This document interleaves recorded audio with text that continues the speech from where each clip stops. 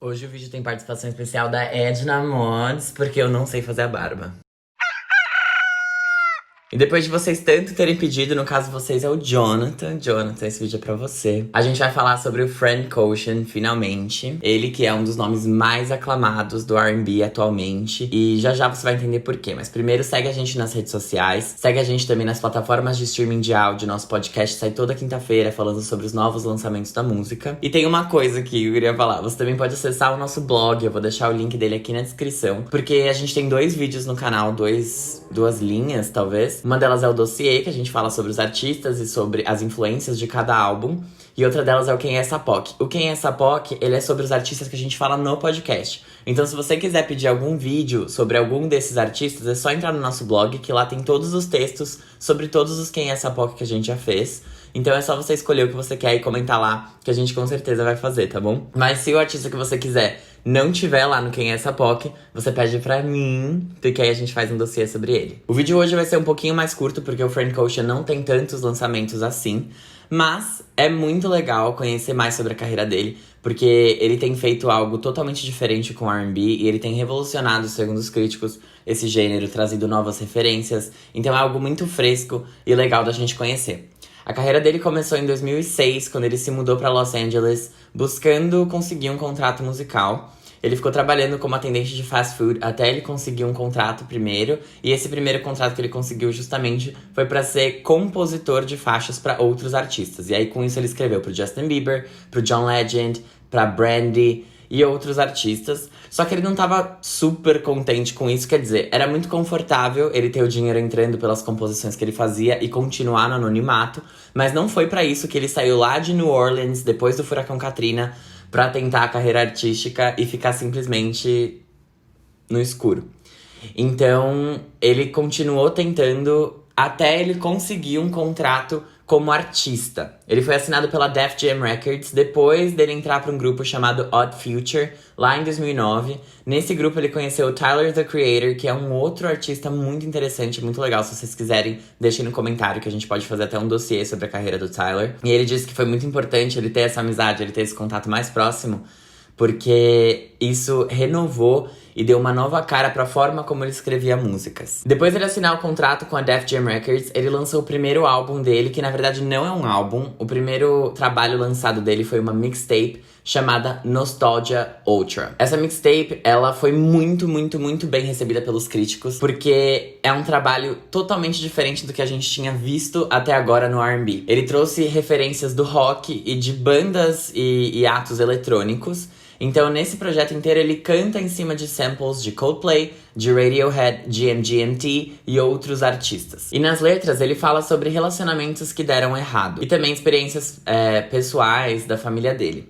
A questão toda é que o Frank deixou claro desde o início que ele não fez esse álbum para as pessoas se relacionarem, se identificarem com as músicas. Ele fez esse álbum porque ele queria contar uma história e ele queria expressar o que ele estava sentindo naquele momento.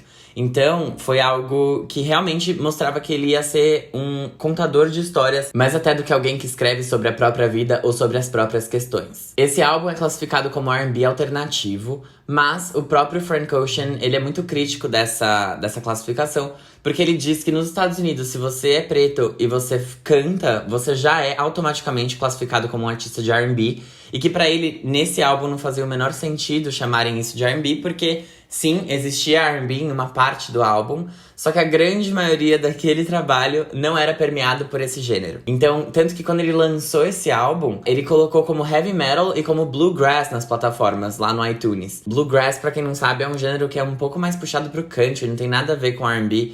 Então, é interessante ver isso, porque ele já queria falar, não, eu não quero que as pessoas vejam isso como mais um trabalho de R&B, e também não tô aqui pra ficar reforçando essa coisa do gênero na música. Isso aqui é música e aceitem, consumam. E pra quem não sabe, eu disse que esse álbum aqui não é um álbum de fato, ele é uma mixtape.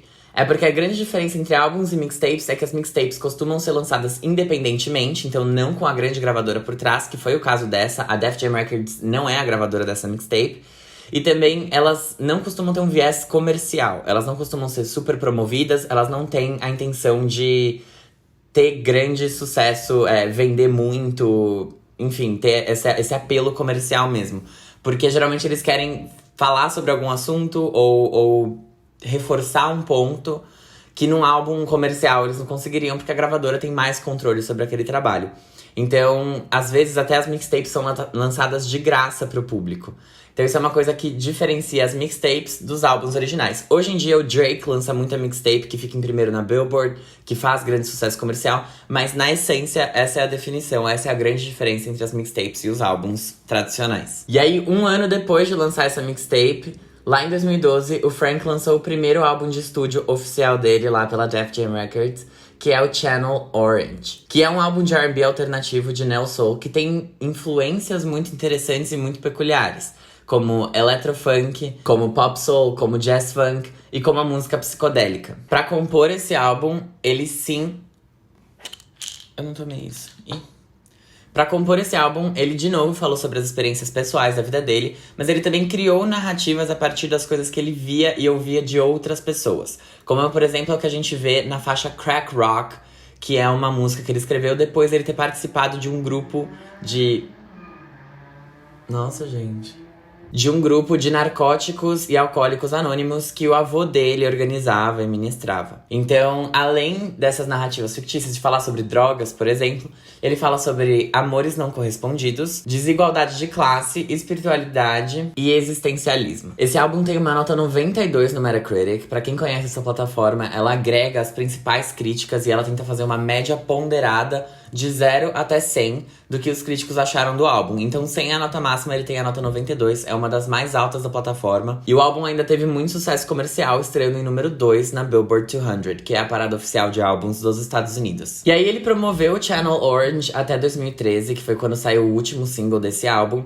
E desde 2013 até 2016, ele ficou sem lançar nada. Ele sempre falava sobre o processo de composição do segundo álbum dele, dizia que tava vindo, que ia sair. Até que em 2015, ele disse que ia ter um novo álbum chamado Boys Don't Cry e que ia sair naquele ano mesmo, no próprio ano de 2015, o que não aconteceu. E ele continuava postando, tipo, Boys Don't Cry, hashtag julho de 2016, também não aconteceu. Até que em agosto de 2016, ele realmente voltou, e ele voltou com 2 projetos. O primeiro deles é um álbum visual que nem tá ali colocado na categoria de álbuns do Frank Ocean, porque ele é considerado um vídeo nos Estados Unidos e pra discografia dele. Até porque ele só tá disponível na Apple Music, no iTunes, na plataforma de vídeo, inclusive, do Apple Music. Então não é exatamente um álbum pra você só ouvir. Se chama Endless. E aí esse projeto foi lançado no dia 19 de agosto e ele disse que ele vinha antes do segundo álbum de estúdio dele, o segundo álbum oficial. E nesse álbum visual tem a participação de artistas como James Blake, Jasmine Sullivan e um dos integrantes do Radiohead, que já tinha aparecido, não um integrante, mas Radiohead ele já tinha usado na primeira mixtape que ele fez, que era o Nostalgia Ultra. E aí ele já tinha dito, né, como eu acabei de falar pra vocês, esse álbum vem antes do meu segundo álbum oficial, que literalmente chegou um dia depois, no dia 20 de agosto de 2016, e se chama Blonde. Esse álbum, ele traz letras muito fortes e que falam sobre masculinidade, sobre trauma, sobre perda e sobre relacionamentos que deram errado também. E ele tem uma sonoridade também, de novo, muito peculiar e muito experimental. Ele é classificado como R&B, avant-garde soul e psychedelic pop. E toda essa mistura de gêneros se deu através de influências que não são tão convencionais assim. Como, por exemplo, The Beatles, The Beach Boys e Stevie Wonder. E óbvio, apesar desse álbum ter elementos do hip hop também, ele tem outras influências e outros gêneros que ele trouxe, como por exemplo o indie rock, que ele encaixou muito bem dentro das músicas, e o IDM, que é um gênero dentro da música eletrônica, que foi feito não pra você dançar em baladas ou em boates, nem nada disso. Foi feito pra você escutar dentro da sua casa. Esse é um álbum muito interessante de ouvir, porque ele tem todos esses elementos que eu comentei, então referências que vão desde Beatles até Stevie Wonder, com indie rock e música eletrônica, ao mesmo tempo que ele é extremamente minimalista nos instrumentais. As letras do álbum são muito fortes e é muito legal ver como ele constrói essa musicalidade diferente e que realmente não é algo super comum de você ver no R&B atualmente. Esse álbum só teve um single, então a gente tá aí ansioso, esperando pra ver o que ele vai fazer agora, depois desse álbum, qual caminho ele vai trilhar. E eu recomendo muito que vocês escutem, porque o Frank Ocean, esse álbum também foi extremamente aclamado pela crítica, eu até tinha esquecido de comentar isso, e ficou em primeiro lugar na Billboard, mesmo tendo esse lançamento surpresa, porque o único single do álbum, que foi Nike, foi lançado no mesmo dia que o álbum saiu. Então, é legal de vocês ouvirem pra vocês entenderem todas as referências e como ele constrói isso, prestarem atenção nas letras, que é muito legal. E aí, claro, depois de lançar o Blonde, apesar de ter saído só um single desse álbum, ele já lançou vários outros singles pra gente, mas que foram singles avulsos, não fazem parte de outros álbuns. Ele também participou de alguns feats, como por exemplo o que ele fez com Slide, do Calvin Harris, que é muito boa, ouçam. Ele também lançou várias músicas durante um programa de rádio que ele tem na Apple Music, que é dentro do Beats One, que é o próprio programa de rádio da Apple Music, chamado Blonded Radio. Lá ele lançou algumas faixas novas, que viraram singles depois, mas por enquanto não temos sinal de um novo álbum, nem data de lançamento, nem nada. Vamos esperar. E eu espero que vocês gostem do dossiê de hoje, gostem dessa dica, que é o Frank Ocean. Obrigado, Jonathan, por ter comentado pra gente falar sobre ele. E é isso, continuem mandando sugestões pra gente. Eu prometo que no próximo vídeo eu vou fazer a barba direito e não vou precisar aparecer aqui com a minha amiga Edna. Nada de capas. E fiquem de olho, porque, claro, quando o Frank Ocean lançar um novo álbum, a gente vai falar sobre no Farofa Conceito. Como o último lançamento dele foi lá em 2016, a gente não comentou sobre as músicas lançadas.